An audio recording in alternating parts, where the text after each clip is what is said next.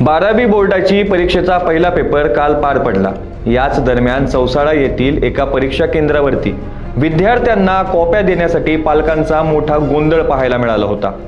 काही पालक खिडक्यावरती चढून कॉप्या पुरवत असल्याचा ड्रोन व्हिडिओ समोर आल्याने एकच खळबळ उडाली होती।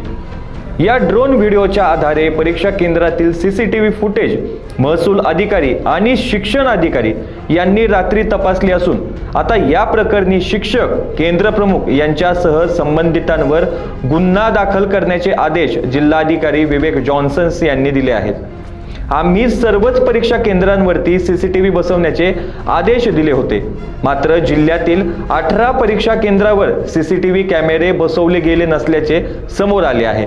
पुन्हा असा गैरप्रकार घडू नये म्हणून प्रशासनाकडून योग्य ती खबरदारी घेतली जाणार असल्याची माहिती देखील जिल्हाधिकारी विवेक जॉन्सन यांनी दिली आहे।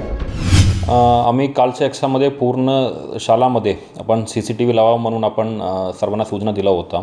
त्यासोबत 2 सेन्सिटिव्ह केंद्र असतात, तिकडे जास्त लोकांचे मूवमेंट असतात, त्या ठिकाणी आम्ही ड्रोनचा सुद्धा वापर केला। त्या दरम्यान चौसाळा सेंटरमध्ये जास्त गर्दी आता इमारतीच्या बाहेर गर्दी दिसून आला होता, त्यामध्ये काही गैरव्यवहारचा सुद्धा दिसून येत होता।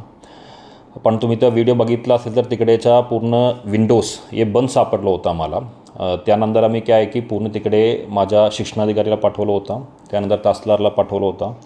तिकडे त्या सेंटरच्या पूर्ण सीसीटीव्ही आम्ही सीज केला। त्या सीसीटीव्हीच्या तपासणी क्लासरूमच्या आजच्या पूर्ण सीसीटीव्हीच्या तपासणी माझ्या शिक्षणाधिकारी आणि महसूल प्रशासनाने केलेला होता काल रात्री। त्या दरम्यान आम्हाला 2-3 तिकडे गैरप्रकार झालेला आहे असं सिद्ध झालेलं आहे।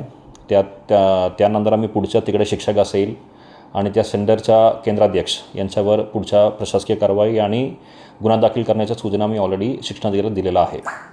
सर, गेल्या 8 दिवसापासून कॉपी मुक्त अभियान नाही, त्यामध्ये आम्ही असे नियोजन केलेलं आहे की आम्ही सीसीटीव्ही सर्व ठिकाणी मॅन्डेटरी केलं होतं, पण आमच्याकडे 18 शाळाची यादी असं आहे की जो 100% ठिकाणी सीसीटीव्ही लावला नाही आहे।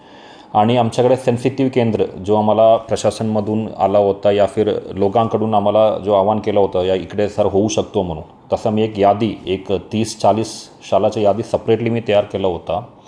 पहिल्या परीक्षेमध्ये सुद्धा भरारी पदक सोबतच माझ्या विशेष अधिकारी म्हणजे तहसीलदार असेल, PI असेल, त्यासोबत SDO असेल, त्या सर्व लोकांना मी सेंटर जो संवेदनशील सेंटर आहे त्यामध्ये सुद्धा पाठवलं होतं।